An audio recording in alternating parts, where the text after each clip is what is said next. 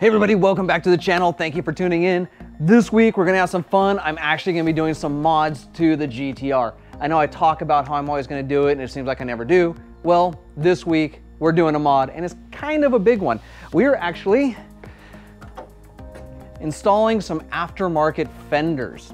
Now I'm doing this for a couple reasons. One is that these fenders, as you can see, they have the cutouts for the Nismo style vents, which is kind of nice. Gives it a little bit more aggressive look on the front end.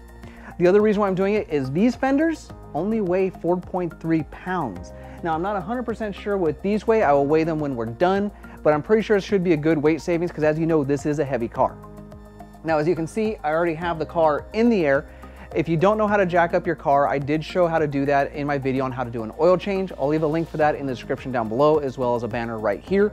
So if you do need to put your car in the air, there are specific jack points and there is some tricks to getting this car in the air. But like I said, I'm saving time, so it's already in the air. So we're just gonna take off the front bumper, get the fenders off, and install these bad boys. Okay, before we get started, I'm gonna run you through some of the tools you're gonna need to get this job done. Now, the reason why I'm doing this is some of these tools are not very intuitive, and I don't want you to get halfway through your project and realize you need them, and then all of a sudden you have the fenders off the car and you have no way to drive down to Home Depot to get what you need. So to take you through a list of what it is you're gonna need, you're of course gonna need your standard tool set. I have a pretty decent standard tool set. I use Craftsman. I did talk about that in some of my previous videos. Some of the things you're gonna need that you might not think about is actually something like this, floss.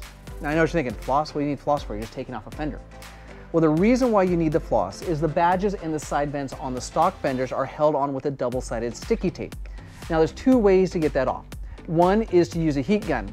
Well, as you can see with where I'm at, I don't have access to power, so I don't have access to a heat gun, so that's not gonna work.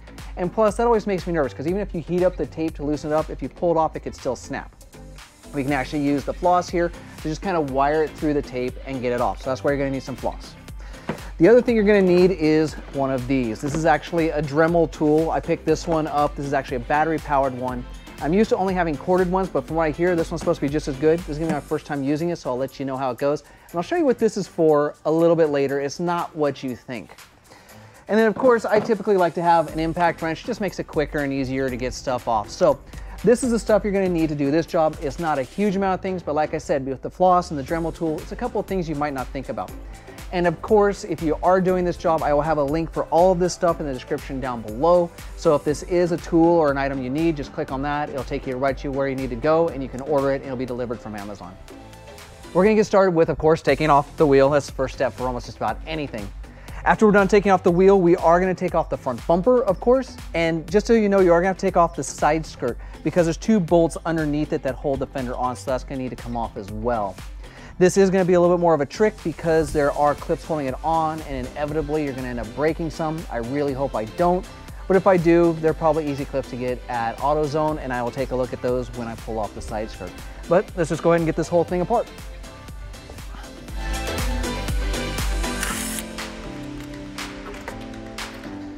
So like I said, we're gonna start with taking off the front bumper. It's actually a very easy process to do. In fact, it's easier than some bumpers I've taken off on other cars.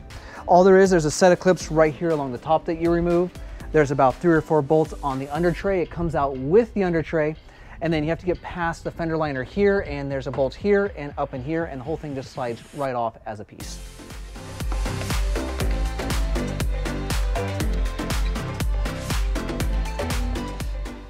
Now, as I said before, we also have to get into here. So you need to loosen up this fender liner so you can get the blinker out and then get to the bolts that are holding the bumper to the fender. But first you want to loosen up these. And they're just Phillips heads. And of course, we're going to need to take these out anyways to get the fender off because the fender liner stays on the car. So like you can see, I can peel up here. I can actually see the clip. You just push. And out the blinker comes.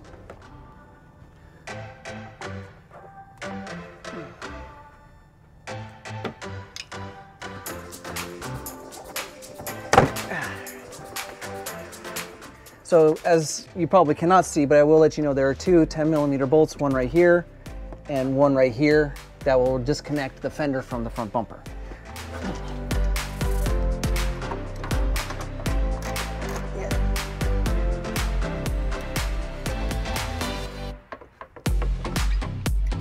There it is. Like I knew it was free. Yeah. All right, now for the hard one. Okay, so yeah, to get to the last one, which is in this little white plastic piece, when you look in here, use your fingers to find it. It looks like it's in the second major hole. There we go. And so that is it for the bolts on the front bumper. And then it's bolted to the body as well.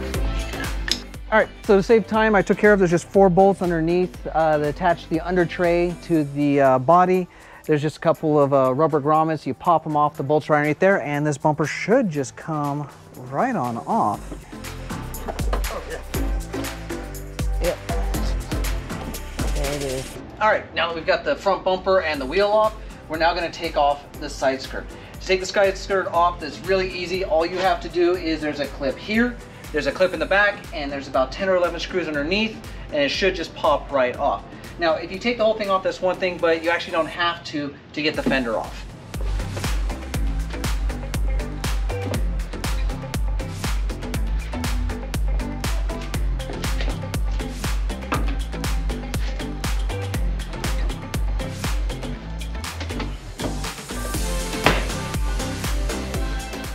All right, now to get all the bolts off and get this fender right on out of here.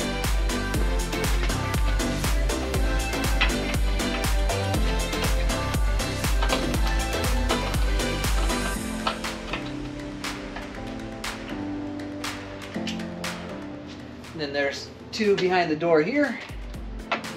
You got all the other bolts in there? All the other, no, I just have the 3 down below Gotcha. that are done. It's just the top here. Gotta get the top, and then I gotta get Phillips head. You walked away. Oh, because my mind went, Phillips head. Grab the sockets while you're over there.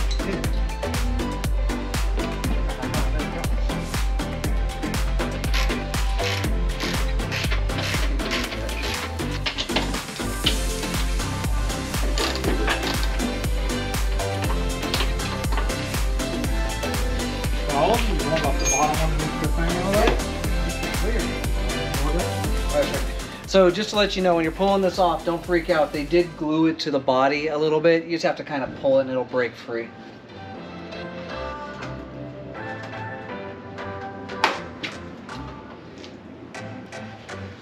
Once that first part let go, it's done. There it is. Make sure to hold the door. Yep, that's how easy it is to take off a fender. All right, so we got the fender off. Now it's time to put the new one on. I can tell you from holding these, this is remarkably lighter. I'll let you know at the end of the video exactly how much poundage I'm saving. Like I said, these are about 4.3 pounds of fender. I'll weigh those and let you know what they're at. So when you're putting on these fenders, as you know, with any body kit or fiberglass part, it's never gonna fit perfectly the first time. So that's what the Dremel is partially for. I'll have to router out some of the holes, and then we're gonna transfer some of the hardware from the stock fender to this one. There's some plastic pieces that kind of fit up through here, and so I'll have to router out those holes as well. I did do the passenger side already. It needed a little bit of work, but not a lot, which I was really happy about. Fitment's okay for an aftermarket piece. It's a little tight in some areas, little gaps in the other, but when it gets to that point, I'll probably take it to an actual body shop and let them finish up with the gaps with fillers and all that stuff with some professionals. For the most part, I just want to get these on, let it sit on the car for about a month or so. That way it can bend and flex and make sure it doesn't like gnarly crack, and then I'll take it to a body shop to paint and get all set up. But yeah, let's see how this one fits. Yeah, actually those are perfectly fine. How's the fitment? A little off there. Uh-huh. Almost bang on. So this side might be better than the... It's got a much better, a little bit of a gap, but not much. Yeah. Yeah, I think this side's fitting a lot better than this. Wow, that's impressive. Those holes are correct. What the f? This thing's damn near spot on. Where's the only place it's missing? This is bad. This is a little off. It could be widened out a bit. And honestly, with a little like massaging like that, we can probably get this thing, except for that one's way off. That's like 5 mil off. But I think it's the same thing on the other side too. Yeah, I was gonna say, these tabs, not good. But the rest of these, I think we can just... Should I just bolt it up and just see what it looks like? Yeah, I think we All can right. start with the door. Yeah, I think I'm gonna have to widen the holes just to get the bolts through, actually. I mean, it's just barely, let's see. Okay, so these bottom bolts are gonna have to be modified a little bit. Other than that, I think we're okay. So yeah, the Dremel is currently charging from working on the other side. As soon as it's done, we'll go ahead and Dremel out these holes and this fender will be permanently installed. Okay, so here's the part you're gonna need the Dremel for. Now, the thing is, these fenders are aftermarket, which means they didn't come off the Nissan assembly line, which means the drill points aren't exactly 100% accurate. I'm actually really impressed with this fender because they're actually pretty darn close. The other fender I needed to do a lot more work on, but I'm gonna have to kind of Dremel out the bolt holes, make them a little bit bigger so it fits properly and I can actually bolt this all down. And then we're also gonna have to transfer over the hardware from the factory fender to this. And as you can see, they're round circles and I've got square pieces. So I'm gonna have to make the holes properly for that. So that's what this Dremel is for. There is one more thing that you're gonna need the Dremel for, and I'll go ahead and talk about it now. So the idea behind these vents is it's supposed to let the air out from the wheel well. As the wheel spins, it compacts air into this fender arch and it kind of lifts your upper suspension a little bit. So the point of the fender is to actually let the pressure out so your suspension sits more properly. Well, as you can see from here, it's actually a solid piece of plastic. There's nowhere from the air to go, so it'd pretty much be strictly decorative. So what I'm gonna do is I'm gonna use the Dremel, I'm gonna use a cutting hole, and I'm gonna look at where this is. I'm gonna put a couple of slits in here just to kind of help the air escape. And that actually comes to something you may not know about the GTR. If you take a look at the Nismo edition, they come with these vents stock, but they have the exact same fender liners, which means they're strictly decorative, even though Nissan says it's there to get the pressure out of the wheel well. So like I said, what I'm gonna do is I'm just gonna put a couple slits on the fender plastic. That's gonna let the wind out, and it should help a little bit more on my performance. Yeah.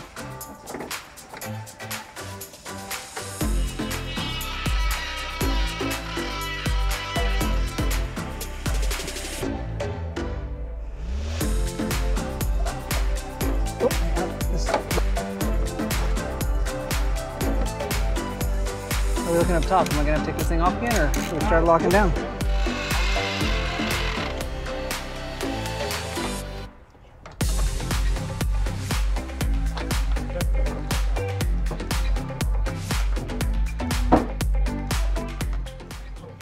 What?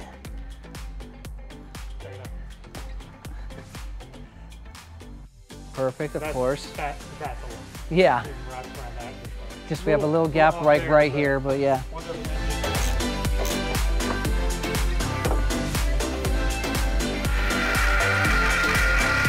All right, see how that did.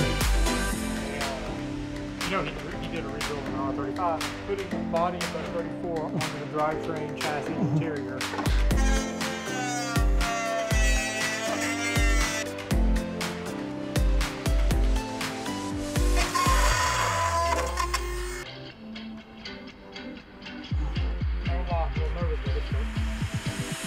Yeah.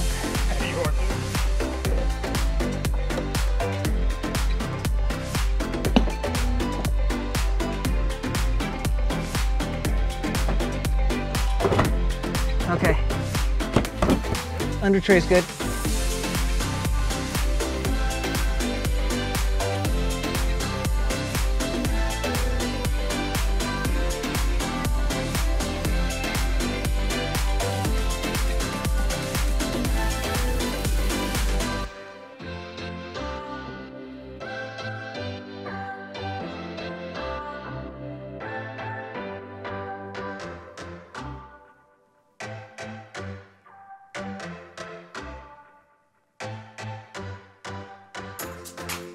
Okay, so yesterday we ran out of time, it got dark, but we did get the fenders on the car.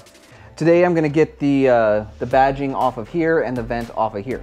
Now, yesterday I did tell you that we were gonna use the floss for this. I did attempt to do this on my other fender and I think maybe I got the wrong floss, but it kept breaking.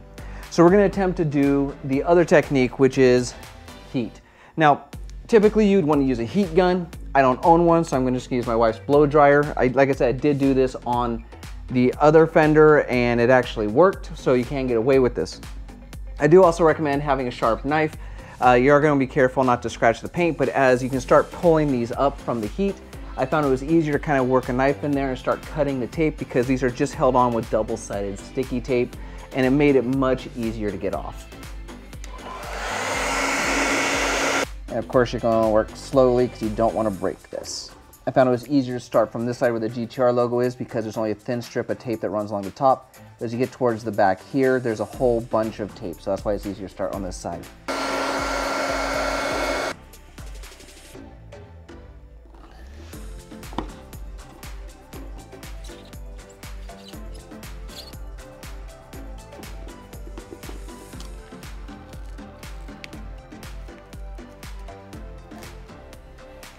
So as you can see, I got the badging off.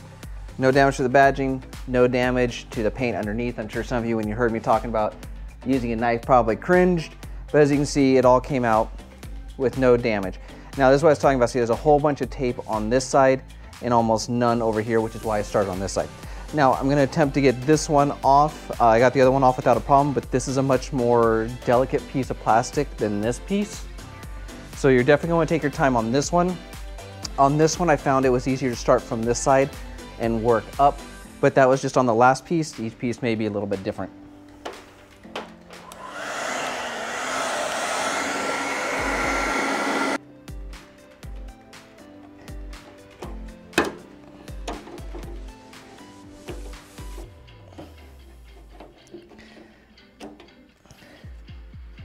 Okay, this one came off way easier than the passenger side, but there we go. Those are the GTR badge and the vent off, and they're ready to go onto the new fenders.